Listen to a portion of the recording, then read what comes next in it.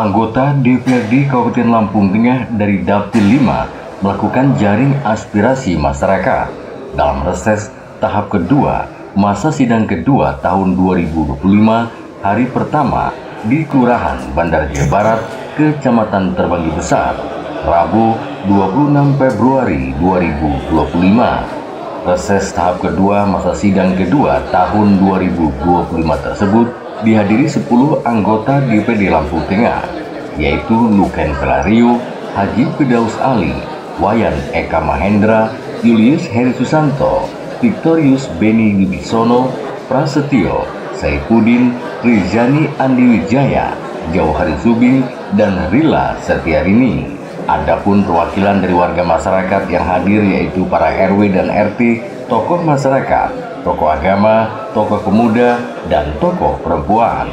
Diawali dengan menyanyikan lagu Indonesia Raya dan Mars Lampung Tengah, membuat semakin hikmatnya pelaksanaan reses anggota DPRD Lampung Tengah.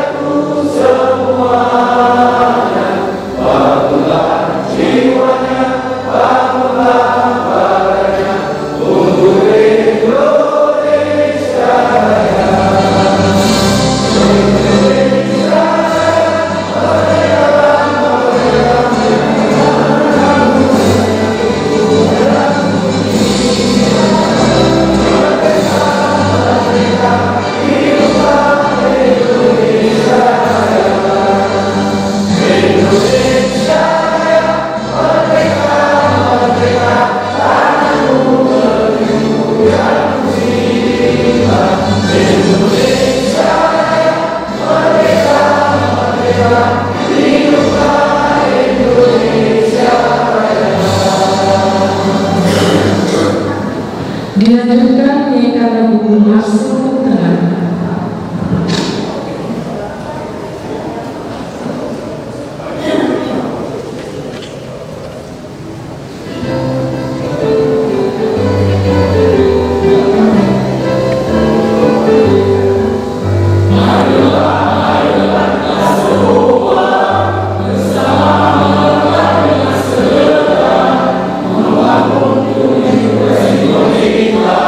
Lampung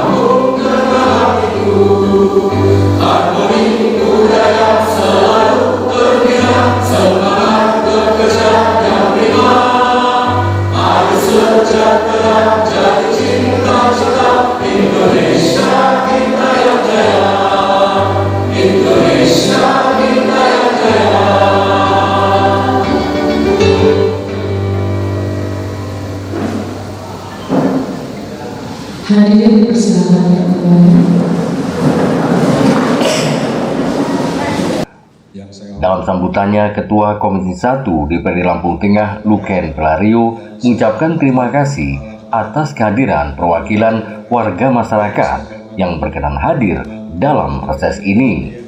Luken menjelaskan, tujuan diselenggarakannya reses ini adalah untuk menampung aspirasi warga masyarakat yang nantinya akan diperjuangkan di tingkat kabupaten.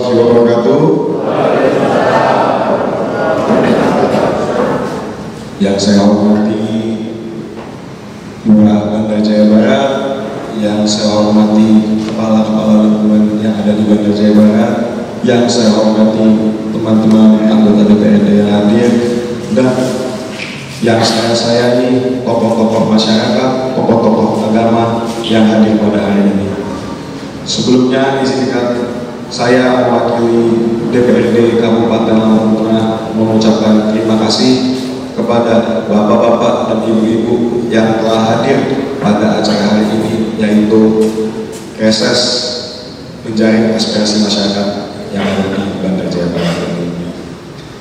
Pada hari ini kami datang ke sini dari seluruh anggota dewan yang dipilih dari Dapil 5 ingin turun dan mendengarkan aspirasi dari bapak-bapak dan ibu-ibu yang hadir pada hari ini selaku perwakilan masyarakat Bandar Jaya Barat.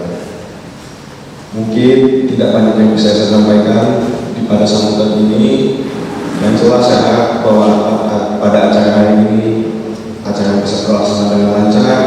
Bapak-bapak dan ibu-ibu yang ada di sini bisa mensuarakan apa yang ingin disuarakan kepada kami.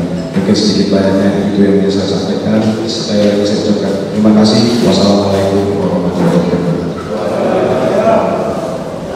Yang telah memberikan kesempatan kepada saya sebagai moderator dalam acara memandu pembukaan reses tahap kedua ini. Baiklah, untuk sesi yang pertama kita buka 3 pertanyaan saja, karena kalau terlalu banyak penjelasannya nanti nggak nyambung. Jadi silakan Bapak Ibu dari SD, Kali, RW, atau dari mana usul silakan yang bertanya. Kami buka pertanyaan termin pertama. Silakan. Ya, silakan Bapak. Dari Bapak Ali, RW 2. Ya.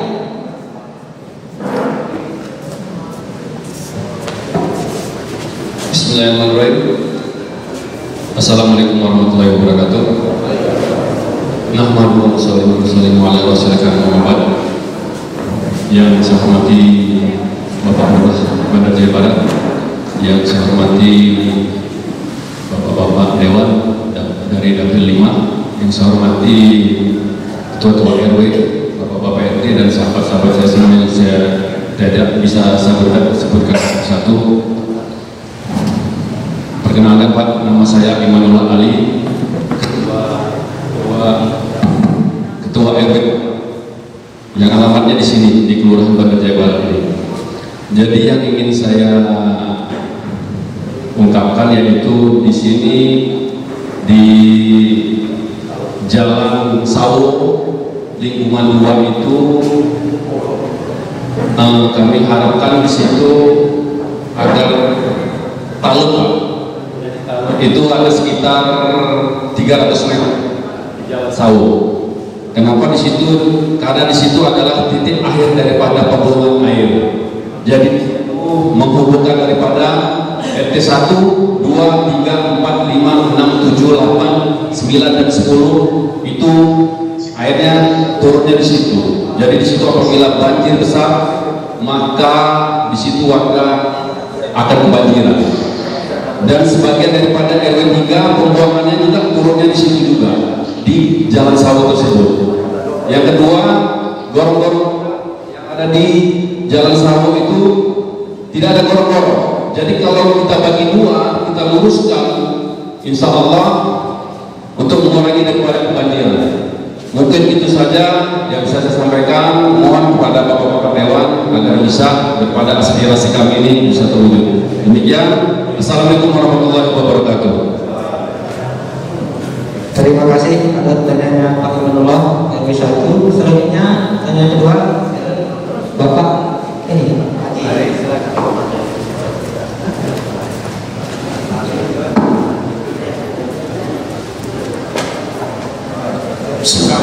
Assalamualaikum warahmatullahi wabarakatuh. Dewan yang kami muliakan, Pak Lurah, Pak Camat, ini Bapak RW, kawan, Ketua RW di Kampung Jawa Barat, Bapak PRT, Ibu RT yang diundang oleh serta tokoh masyarakat, tokoh di sini saya sebagai tokoh dari masyarakat, saya atas nama Samsudin, Pak.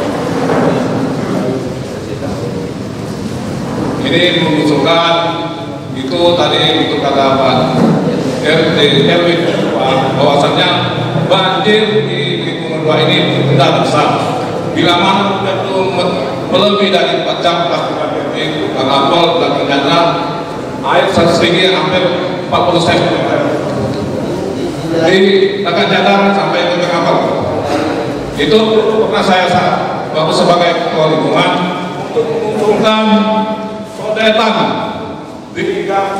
di jalan Agung ke arah Kang Libas dan membuat drainase sepanjang kurang 100 sampai 120 meter agar supaya terhulu daripada kebanjiran ini cepat teratasi. Kalau hujan sebagaimana juga bisa cepat meredah. Itu yang pertama. Yang kedua, orang-orang yang di lingkungan bawah ini pada agak memper. Jadi solusinya bisa jadi saya lihat di TikTok itu bagaimana cara membersihkan gorong-gorong itu pakai bambu bekas, Pak, ditarik pakai seling atau pakai mobil itu bisa jebol. Jadi itu bisa lancar. Dan ketiga saya masukkan juga di yang meninjau itu tiang listrik belum ada.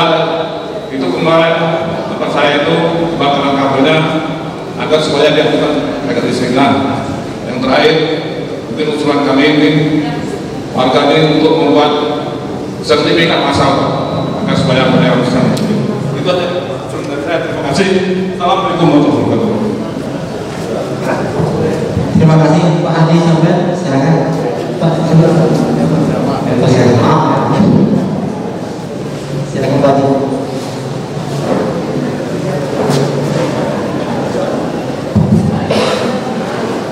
Terima kasih. Assalamualaikum warahmatullahi wabarakatuh.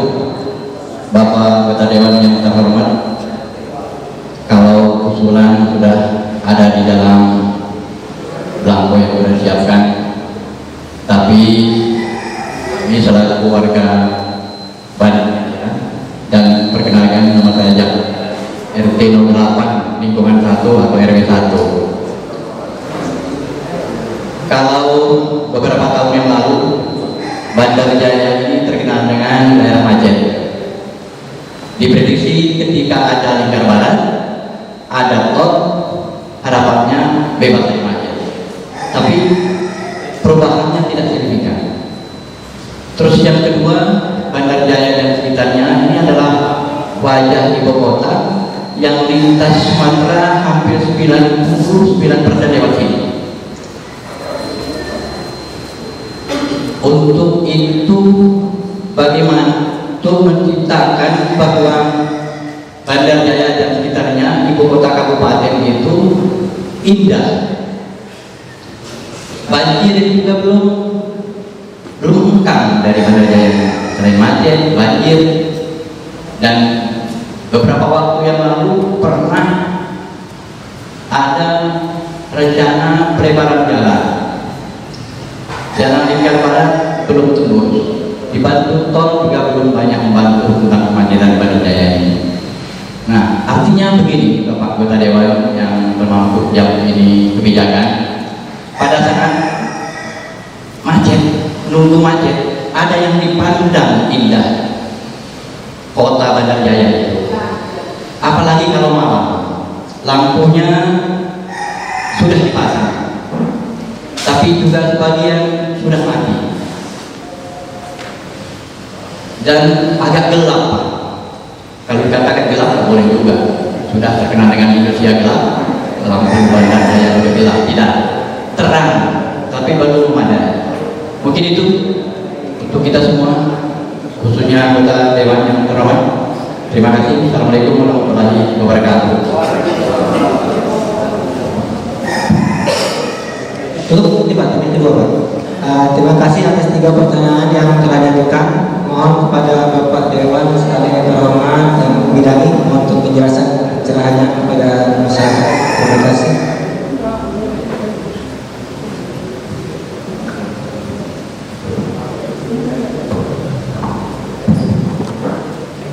Terima kasih Bapak-Bapak kalian berdua.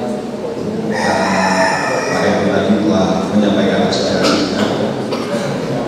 Tadi saya bisa catat di Jalan Sawo ya, ada kalung dan gorong-gorong untuk mengirim banjir. Aku boleh baca sedikit kan? Itu memang bahan dari semua RTM itu air semua situ. Hampir 10 RT, bahkan lingkungan kita ada berapa RT, ada sekitar kalau digabung ada 13-14 RT tumpah di situ. Jadi itu kalau hujan emang pasti banjir. Iya, itu benar dan tahu. Sama gorong-gorong dibantu, jadi ngebagi dia. Gorong-gorong belum ada di sana? Nggak ada di situ. Kalau dia diluluskan ngebagi, di sana ada transportasi. Sedang dari sahabat saya, banyak dewan-dewan di Damai ini yang bisa membantu di sini. Dan saya ada Pak Setio, insya Allah akan kami perjuangkan juga. Dan ini yang kedua tadi dari Iman Kamar saya ada Pak Rene. Pembersihan PNS ya? Jalan apa? Jalan apa? Oh, rumah saya sendiri malah itu sebenarnya. Saya tinggal di sini. Ya, oke, nanti ini juga akan kami sampaikan dan akan kami perjuangkan juga. Terus yang ketiga tadi dari Pak RT ya. Oh, Pak RT 08 ya. Ada penanggulangan banjir, pelebaran jalan, dan bahasanya ini pengindahan untuk daerah Bandar Jaya Barat ya. Supaya kalau yang macet-macet lewat mau kita mampir dulu juga mungkin apa ya. Insya Allah ini kami bahas ke depannya. Tadi ada pelebaran jalan ya. Mungkin kalau untuk pelebaran jalan ini butuh diskusi yang agak berbeda lagi dengan yang lain karena itu butuh juga pelebarannya dan mungkin itu sedikit banyaknya yang disampaikan Bapak Ibu tadi di sini. Insya Allah akan kami perjuangkan dan akan kami diskusikan lagi dengan nanti. Doakan ini bisa berjalan dengan mulus dan lancar dan bisa kami nyatakan dan bisa kami realisasikan ke depannya. Dari yang lain mungkin masih ada yang lain? Mungkin yang bertanya tadi masih ada tambahan nih.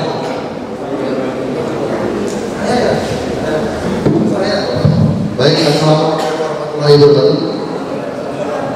Salam Om Swastiastu. Tadi itu Wayan Eka Mahendra, fraksi PDI Perjuangan, anggota Komisi 4 DPRD Lampung Tengah. Ibu, Bapak yang hadir pada hari ini pada kesempatan ini di agenda akses anggota DPRD tahun yang pertama tahap yang kedua.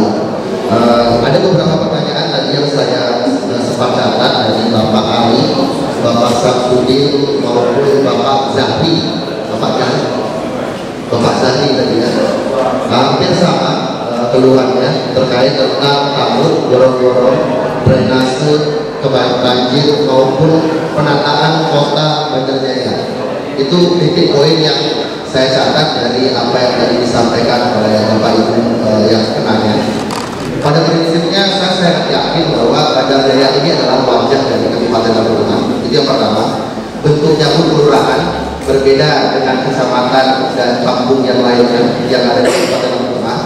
Yang pasti pemerintah daerah selalu mengupayakan bagaimana tampak dari kabupaten ini yang terlebih dahulu yang menjadi prioritas untuk dibangun. Banjir memang menjadi permasalahan tidak hanya di Bandar Jaya Barat. Beberapa wilayah yang sempat saya lihat secara langsung memang di tahun ini banyak sekali. Benar yang disampaikan oleh Bapak Sarfudin bahwa perlu banyak yang namanya normalisasi alur irigasi. Nanti beliau yang membidangi Komisi 3 ada Bapak Udin, Bapak Saifuddin yang nanti bisa mengkoordinir untuk bagaimana setelah kita reses pada hari ini nanti bisa diupayakan bahwa ada alat yang bisa membantu khususnya di Bandar Jaya Barat untuk menormalisasi kembali. Minimal kita bisa mengantisipasi dengan cara mengurangi permasalahannya. Banjir itu muncul karena kan ada sumbatan yang pertama, sumbatan, lalu ada taluk yang sekarang tidak berfungsi sebagaimana dengan mestinya. Jadi menurut saya di dalam reses kita pada hari ini mungkin nanti bisa didorong dan disampaikan, karena reses ini adalah kegiatan resmi, nanti akan disampaikan DPR bahwa akan ditulis dan disampaikan langsung. Semoga apa yang menjadi aspirasi dari Bapak Ibu peserta reses pada hari ini bisa terakomodir, dan secara cepat mungkin setelah ini bisa dibantu oleh beliau untuk menurunkan alat, nanti berkomunikasi dengan dinas terkait untuk dapat menormalisasi. Mungkin itu, terima kasih. Wabillahi taufiq wal hidayah. Wassalamualaikum warahmatullahi wabarakatuh.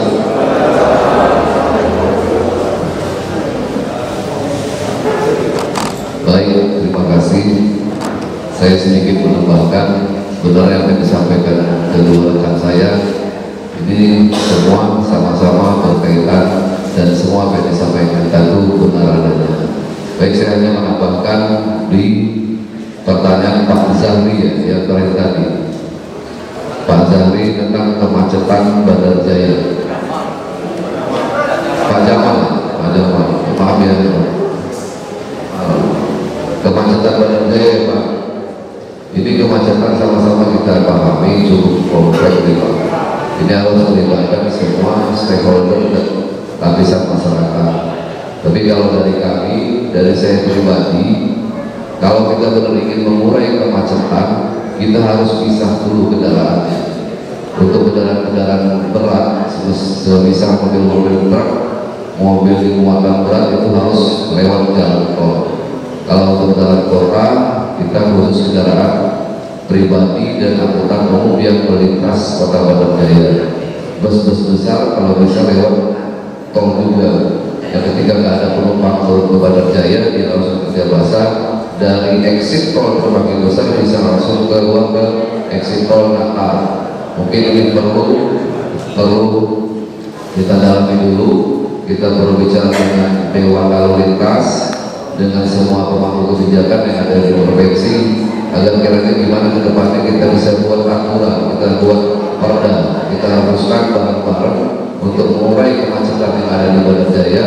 Kalau kita hanya buat kebijakan tanpa ada payung hukum yang jelas, saya yakin ini tidak akan bertahan lama. Tapi ketika sudah kita buat aturan, kita buat perda, yakinlah insya Allah semua pelaku jasa transportasi itu akan turun dengan aturan. Yang kedua, dampak positifnya adalah peningkatan pendapatan tol, karena tol juga menjadi income kita di provinsi Lampung ini. Mungkin ini rangkaiannya jangka panjang mungkin Pak ya, kalau kita mau menganalisis lebih jauh untuk mengurai kemacetan yang ada di Bandar Jaya. Ini yang kita bicarakan permanen Pak. Kita buat aturan secara permanen. Kalau hanya membuat opsi untuk tidak macet, bisa kita urai lewat lingkar barat, tembusnya di sana. Tapi kan infrastrukturnya tidak menunjang. Untuk wilayah barat, lingkar barat ini ada beberapa jembatan yang belum selesai dibangun karena keterbatasan anggaran dari pemerintah pusat. APBD Lampung Tengah kemungkinan tidak bisa untuk mengcover semua apa yang menjadi harapan masyarakat. Yang pertama itu, dan yang kedua terkait lampu jalan Pak. Lampu jalan kami sudah beberapa waktu yang lalu sudah berkoordinasi dengan pihak Dishub, karena lampu jalan ini langsung di bawah Dinas Perhubungan. Dalam rapat kami terakhir di bulan Januari yang lalu, kami sudah mengusulkan agar kiranya di tahun yang sedang berjalan di perubahan nanti kita ajukan penambahan anggaran, karena kemarin yang dapat mereka lakukan adalah melakukan perbaikan lampu-lampu jalan di spot-spot tertentu karena keterbatasan anggaran. Kemudian kami usulkan untuk melakukan penambahan. Kebetulan kami di sini kami 9 atau 10 anggota DPRD di sini ada 3 Pak. 3 anggota DPRD yang masuk dalam badan anggaran. 4 ya. Bas WMK, saya sendiri, ada Mas Julius Heri Susanto, kemudian Firdaus Ali. Nanti kami perwakilan bapak-bapak yang ada di DPRD, kami akan coba bicara dengan eksekutif untuk melakukan penambahan anggaran terkait harapan masyarakat tadi untuk melakukan penambahan dan normalisasi lampu agar semua bisa menyala. Tentunya kami perlu duduk bareng nanti ketika rapat dengan eksekutif terkait anggaran. Ya pasti saya harap masyarakat bersabar dulu, apalagi sekarang sudah ada instruksi presiden terkait efisiensi anggaran. kita pun nggak bisa melakukan semau kita, Pak, semau pemerintah daerah, karena semua sudah ada aturan dari pusat sampai ke daerah, yaitu untuk melakukan efisiensi. Tapi bagaimanapun kami akan berusaha semaksimal mungkin untuk mengakomodir harapan masyarakat tadi. Mungkin sementara itu dari kami, kalaupun ada yang kurang, kami mohon dimaafkan. Kami akhiri, wallahul muwaffiq ila aqwamit thoriq. Wassalamualaikum warahmatullahi wabarakatuh.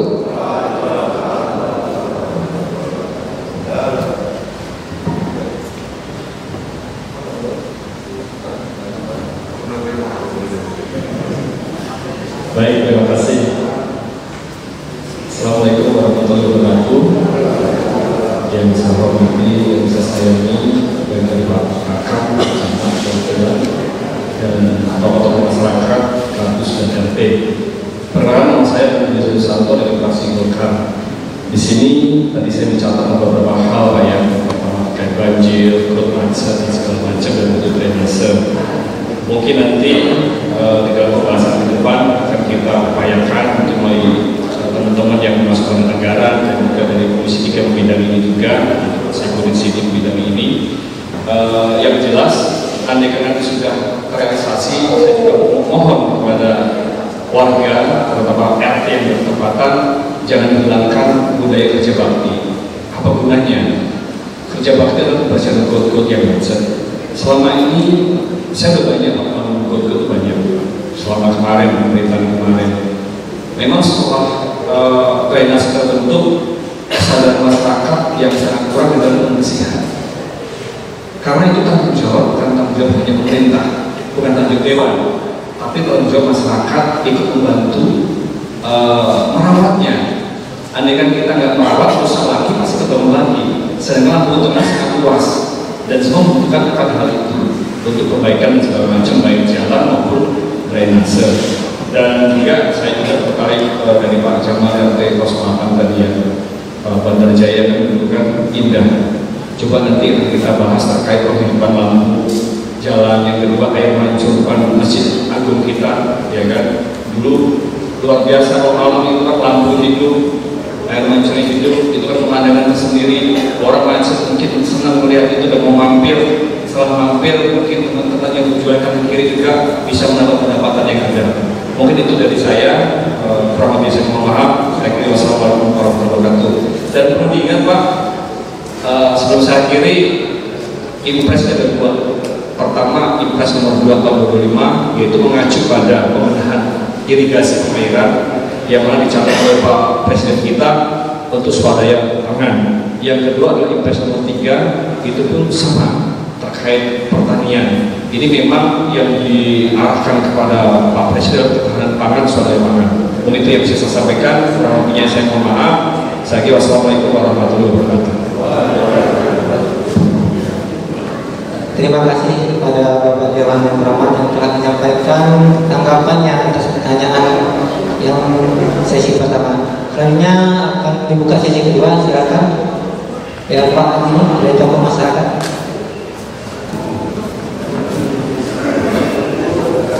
Bismillahirrahmanirrahim. Assalamualaikum warahmatullahi wabarakatuh. Yang hormat pada bapak-bapak anggota dewan yang gagah-gagah, yang Pak R anting-anting semuanya. Saya ini pensiunan SMP Musugi. Kalau menurut saya Pak Arpa ini kepala dewan itu menurut saya, kesebut saya.